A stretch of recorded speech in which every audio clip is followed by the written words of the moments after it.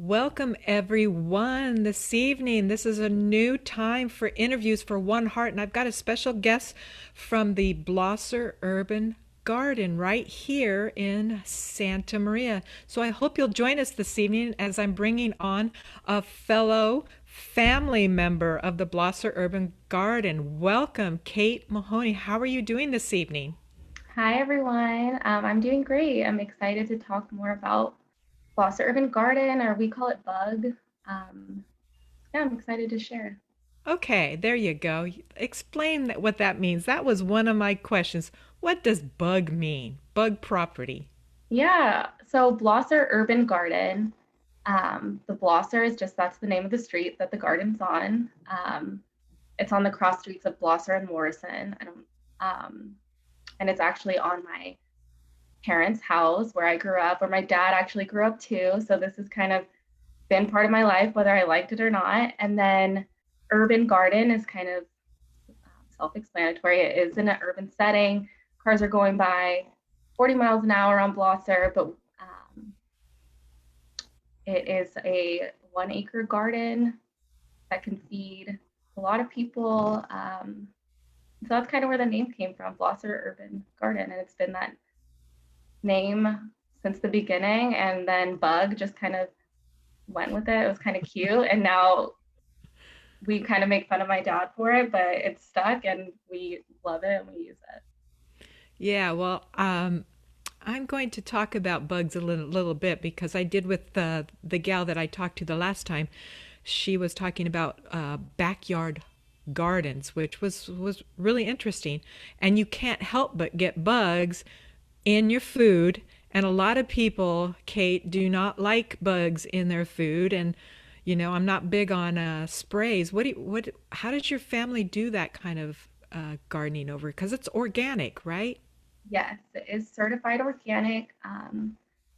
So I'll let everyone know I am not the actual farmer on site. That's my dad. I studied some sustainable agriculture in Costa Rica, the background there, and then plus it's just been my life. I grew up living on the farm, so I kind of know a little, but I don't know everything. So I'll try to give you what I know. So the thing about bugs, it's interesting because there are good bugs and there are some bugs that are kind of harmful to our produce. Some bugs kill the bad bugs, but as a consumer, when you receive that produce, you're not really sure, is this a good bug or a bad bug? So sometimes we get some questions like, why was there bugs on my produce? But it's just part of how organic produce works. We don't use any type of harmful chemicals that would kill off the bugs. That kills off good bugs and bad bugs. So while we wash everything and we make sure to quality control, you might find a bug or two on something, which just means that they weren't harmed with any chemicals. They might be good bugs helping keep the produce healthy and um, just rinse them off and the produce should be good to go. I know that that is people new to the organic world might be like, does that mean my produce is going to be bug infested? But there are different ways that you can farm, different techniques that can help prevent bugs. And they're going to be there. And I even talked to my dad about this. So I to make sure that I had the best knowledge. And I asked him, like, so what is your best pest management? And he told me, I mean, sometimes I can pull up what he said about his actual, like the way he grows his crops, but he said that sometimes it will happen and a bug might infest a whole row of um, a whole item. And you just kind of have to be like, well, they won this one. But Wow. usually you can contain them. And most of the time, they don't use anything to, let me pull up what he said. He said that crop rotation and succession planting, Ah, which isn't yes. my expertise. He says that really helps with bugs. And then very rarely he might use a organically approved oil or soap to help with the bugs, but that is on very rare occasion. So bugs are going to be there, but they're usually not harmful. What we take in our bodies on a daily basis is incredible anyways. I mean, what do they say? All these different kinds of things are in our gut as it is. Yeah. So, hey, our gut was made to tear it down and get rid of it, and that's how it goes. But yeah, well, that's a cute term. I like that term for the farm. I call it. I think of it as a farm. Why is it called garden? I know it is more of a farm, in my eyes too, because sometimes when you think of garden, it can be something more of like a personal, like a hobby or something that you're growing just for your family. But it is important to know that our garden that is just on our home is makes enough food to feed about 200 different families a week, which I think is pretty That's in, incredible for that just a is small incredible. pot. Wow, I didn't know that. I actually thought that you had another area somewhere else, Yeah, but we it, do. We have a like an 2 acre other area, but the majority of production is coming from the house site. that's Yeah. incredible. That's incredible. Um, there's some background that I wanted to get into in regards to you yourself. You said that you are in a sustainable agriculture. Now, your degree or what is where I'm guessing the farms put you into this world, which is awesome because we need these your kind of people. But I was just wondering, what does that mean? Sustainable agriculture exactly. Yeah. So it's funny because um, growing up, I never thought I would be involved in farming. My dad's been in farming, his family's been farming for 80 years. So, but it just didn't seem like something that was going to be my calling. But for some reason, every position I've been in, every job, somehow I've been able to pull some type of agricultural lens to what I'm doing, which I guess is just what I was raised on. But yeah, I went to Earth University in Costa Rica for a couple of Wow. months, and I studied sustainable agriculture there, which basically means just farming in a sustainable way. So thinking about how can we make enough food to feed the people that need it, while also thinking about who need it now, while also thinking about the future generations and having that same allowing for them to have that same capability by your farming practices. So thinking about things that are less invasive to the environment, keeping healthy soil, less pesticides, less carbon footprint, just thinking about the environment and how a lot of times we think a lot about in the present, like this is working now and this is great and look how much we're producing, but 20, 30 years down the line, are what we doing now going to influence what will happen for the future generations. So just keeping that in mind and thinking about different um, ag techniques that can help mitigate those issues. Yeah, it's really big. It's something I wanted to share with the audience. I just purchased and saw this two times. It's called "The Need to Grow." Oh, it's probably backwards. The Need to Grow, Save the Soil, Save the World. And this video is stating that the way that we've done agriculture, especially here in Santa Maria, is actually had a detriment to our soil because turn it over so quickly and it's turning to like dust. Have you heard of such a Mm-hmm. thing? And this could be possibly one of the reasons why our environment is is going crazy right now is because our topsoil is turning to dust. Is that am I saying that right? Have you heard of such a thing? Yeah, well, I mean, agriculture in general, a lot of the what we use and what is necessary, and we need this food to nourish our bodies. And but it can be very damaging to the environment if you're not doing it in a sustainable way. And so things like, I mean, organic, for instance, which is what my parents' farm has been since the start, it is a way to keep that soil healthy. And that's something that has been new to me to learn, but just a lot how important soil health is, and that can prevent it can prevent pollution into our waters and into our soil. It can influence the actual product that's growing in it, which I thought was interesting. That what is in the soil can make like a healthy soil can basically make a healthier product, which I thought was really interesting and really cool. Um, Yeah. Yeah, it's fascinating. I even know that there's a farm, I believe in Ojai, that is letting plants go around the around the produce that's being grown, and certain things shade certain things, and it seems like nature's got the right ticket going on, at times, if we would just not be involved sometimes. But I'm sure your dad's very involved in how he grows everything over there. Very, very interesting. I think there was something else, small neighborhood markets. Is that an outdoor market? What are you talking about that you're doing down? You're in San Diego, correct? Yes, I am in San Diego, so I'm helping my parents, and I guess I should say I focus more on the sales side of things. So I'm not really there in the farm when I come to visit. I help in that way, but I'm more helping with marketing, and I run the wholesale sales. So I reach out to different restaurants and grocery stores in the area, and um, keep that relationship and help sell the produce to those different to restaurants and grocery stores. But my work here in San Diego, I work on food system work for the county of San Diego in the chronic disease health equity unit.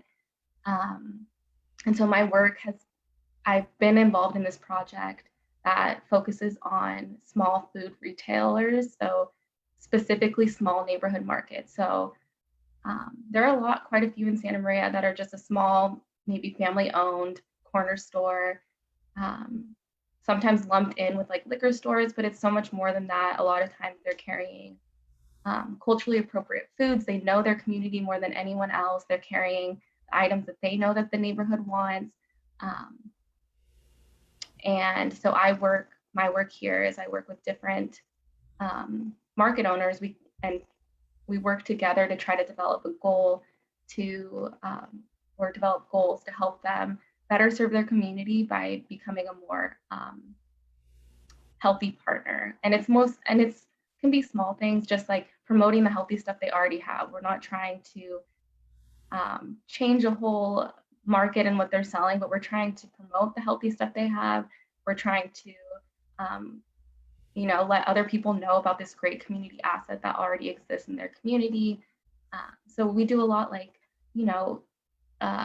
connecting small grocers with local farmers, other farms like my dad's, like some CSAs, and helping them serve or sell local produce in their stores, which is actually beneficial for both because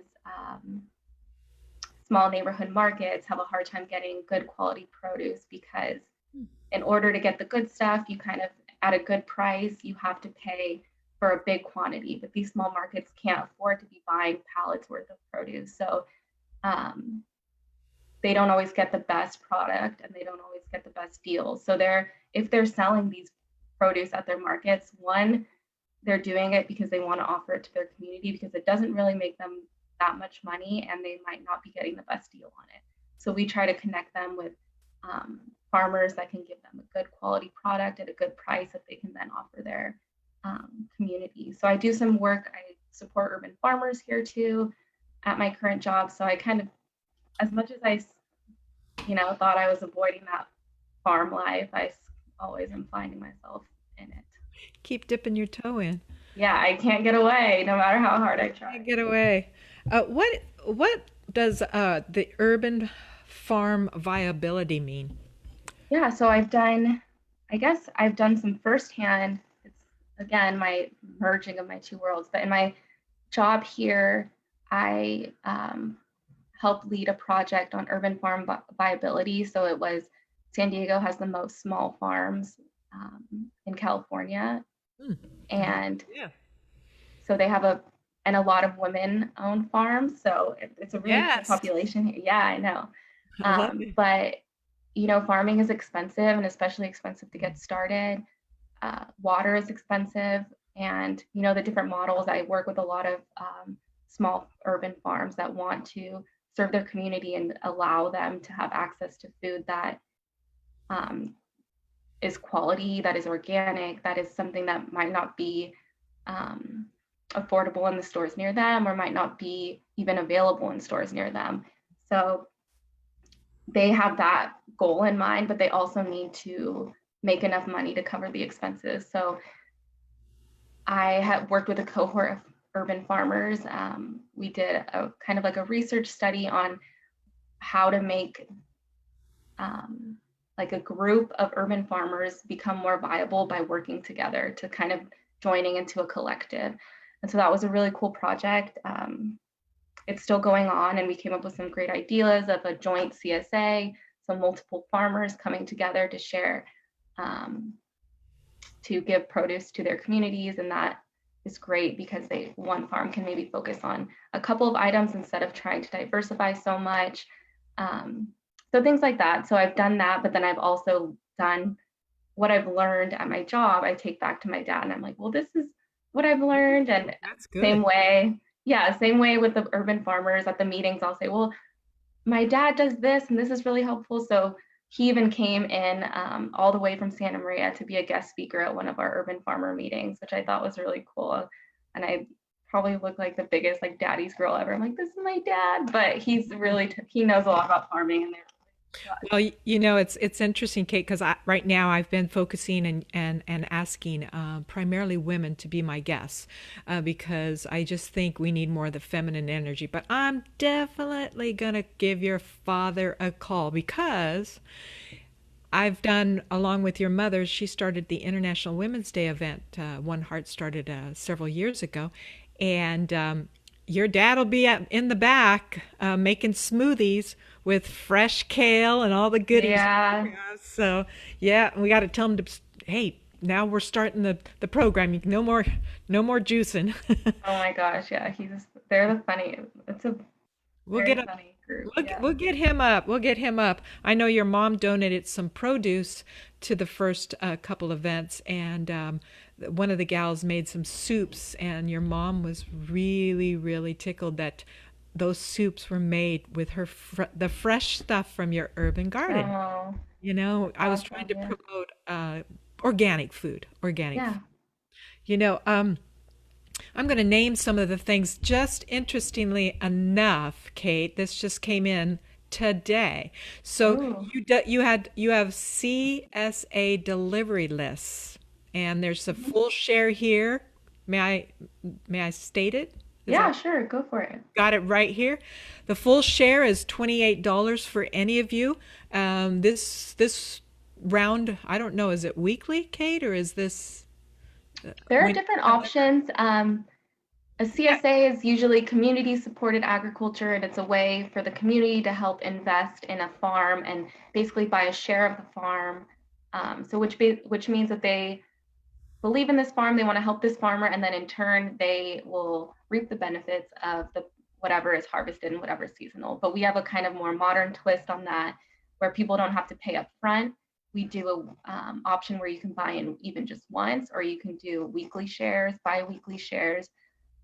And we have an online platform where you can go in yourself and just kind of put yourself on hold, order maybe just one time, order for a friend.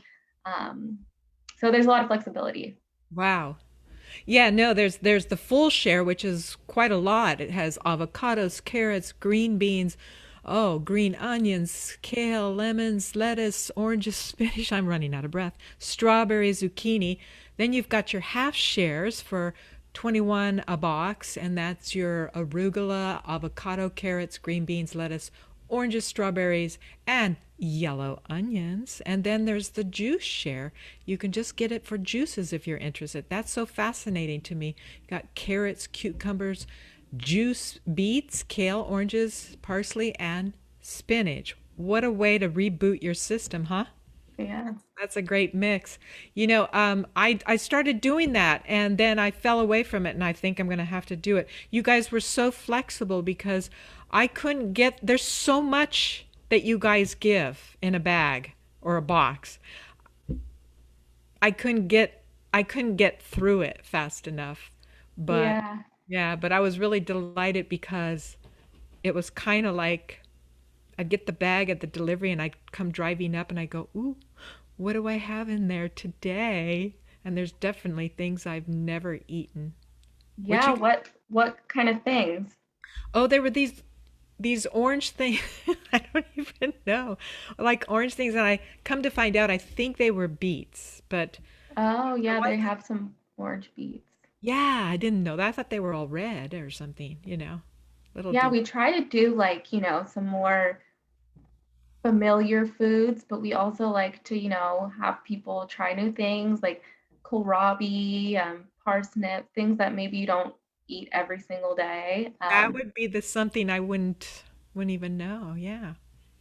Yeah. Yeah, and we have a local, which I think is helpful. We have a recipe subscription called Local Time, where we work with um, this woman who puts together recipes. She's a chef, and she asks for what our produce is for the week, and then based on what we have, she'll come up with some recipes that you can use with all things that come in your share, and that's free to all CSA customers. That's right. You used to have a little flyer in there and Mhm. it would be full of recipes, so you're not wondering what to do with this stuff. Yeah, we try to make it a little bit easier. We don't want to scare people away. I know. I love the garden. I love supporting it. I'm always pushing it on Facebook, and it's in our own 805 backyard. For us that live around here, it's right here and a lot of people don't know about it. So your family's been doing this farming for a long time. Um, two more things here. We touched a little bit on the health conference, I guess, and you had your father speak at that. That must have been awesome. But one last thing, farm worker health. Now that's really important to me too. Our farm workers, I just love them so much, and they are working so hard and push so hard, and that's a whole nother topic I'm going to get to. But what did you mean with farm worker health? How are you involved? Yeah, so um, since I have been involved in farming my whole life, a lot of my friends, family, people that I was surrounded with all the time were either farm workers, their parents are farm workers, or they're just my friends that are farm workers themselves. So to me, a lot of times you hear about like it's important to eat vegetables and all about health, but you're not really thinking about like how this food is made or how this food is produced and how it's harvested and how it's brought to you.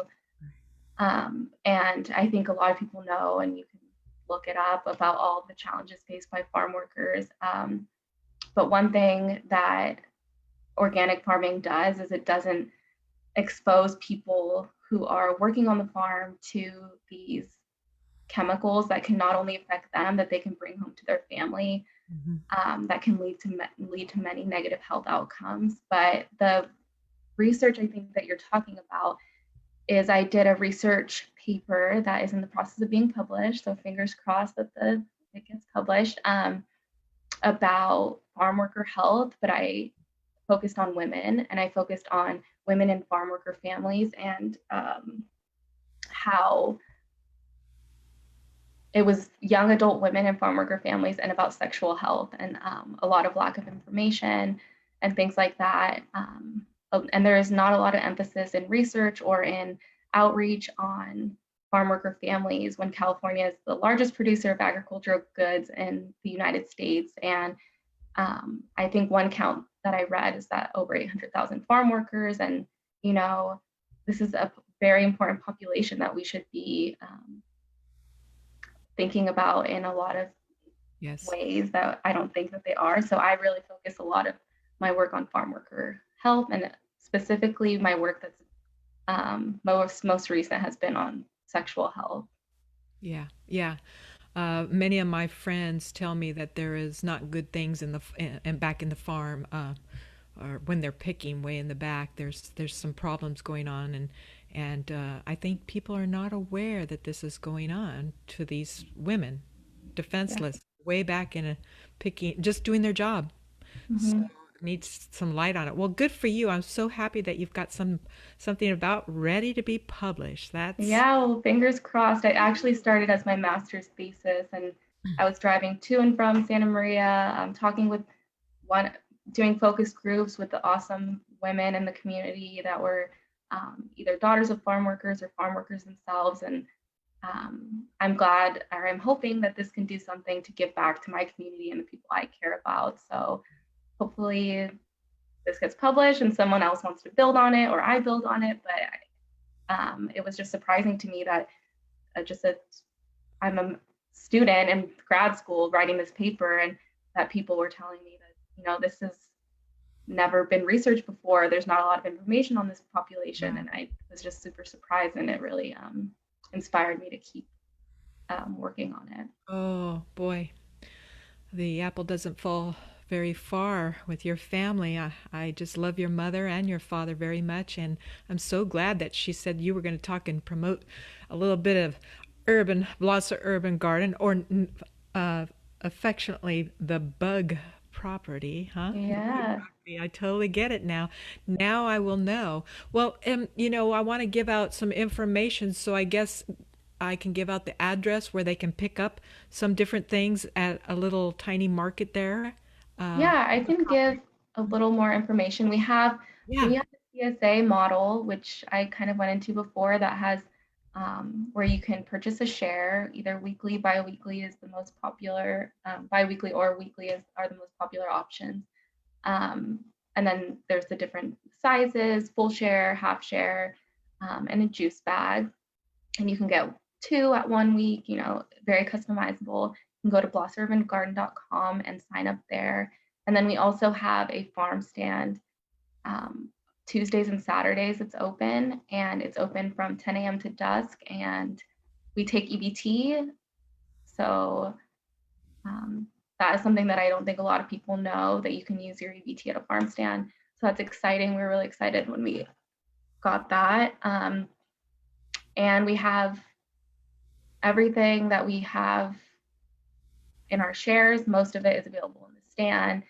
A lot of times it's an honor system. So if you drive into the property, you might not see anyone manning the stand, but we have the prices set out. We have a big metal milk jug. You'll know it when you see it, and you can just drop the payment in there. We accept Venmo. So it really is pay what you can if that is your situation. So we just want people to really enjoy the food, and you can walk around the garden and see exactly where the food's coming from. My sister's really excited. She has 10 baby ducks right now, and we have some chicks, and we have chickens. And, um, it's just, I always love to see people seeing where their food is coming from and getting excited about it, because I think I took it for granted because I just lived there my whole life. But it is awesome, and it's a great connection to see where your stuff is growing, even harvest it yourself. Maybe you can go out, pull a carrot out, and then eat it there. It's just like a special feeling. I remember going there one time to talk to your mom, and she snapped off a asparagus, and she just gave it to me, said, "Eat it now," and I went, "Eat it now?" She says, "Ah, just brush off the dirt and eat it now," Oh my gosh, yeah. and I was like, "Okay," and And then how did it taste?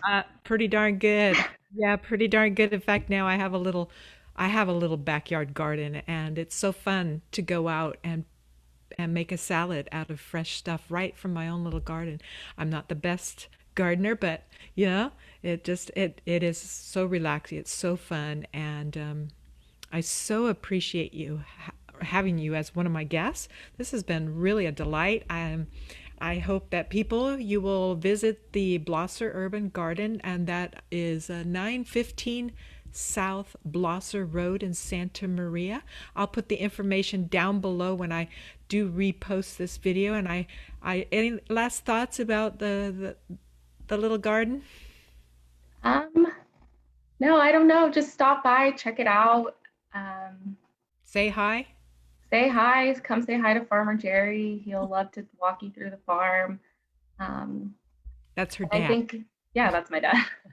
And I think that um, it's just a cool little something that we have in Santa Maria. And I know people are always trying to find something to do. I know growing up there that's how I was, but it's a cool place to visit. You can come with friends, check it out. Yeah, it really is. So again, thank you so much. I just want to support you in all the work that you're doing. I look forward to the published piece. Can't wait for that. And well, people start eating more organic food because it does a body good, I have to say. So thank you again, everyone. I hope you had enjoyed this evening, a new time, and we'll have special guests next week. So stay tuned. So thank you all, Facebook, and peace, love to you all. We're out. Thanks. Thank you. Bye.